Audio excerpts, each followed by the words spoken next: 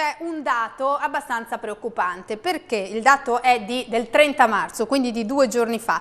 190 operatori in Friuli Venezia Giulia sono contagiati dal coronavirus, il 14,4% delle infezioni diagnosticate in regione, la stessa percentuale, per capirci, della Lombardia e tra le più alte d'Italia, un numero davvero elevato. Come mai è successo questo? Abbiamo provato a chiederlo alla senatrice Laura Stabile.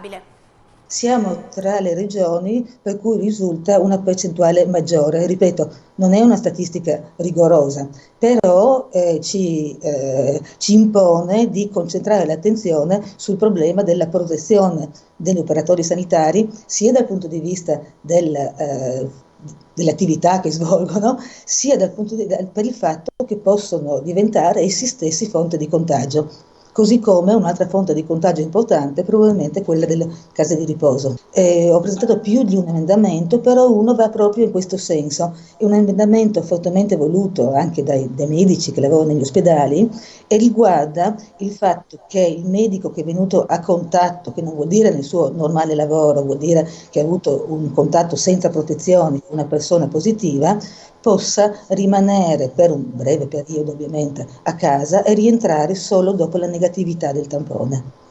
Quindi questo attualmente non viene fatto? Cioè, se un operatore sanitario è a contatto senza protezioni con una persona positiva, continua a lavorare tranquillamente?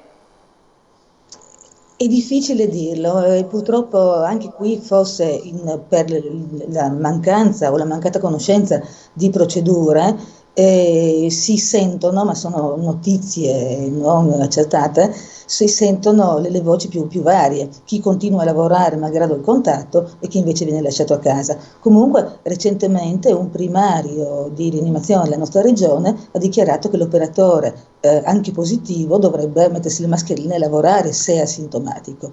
Quindi su questo bisogna veramente tenere presente la possibilità non solo del danno all'operatore, ma proprio della trasmissione del contagio, per cui l'ospedale sembra un luogo importante.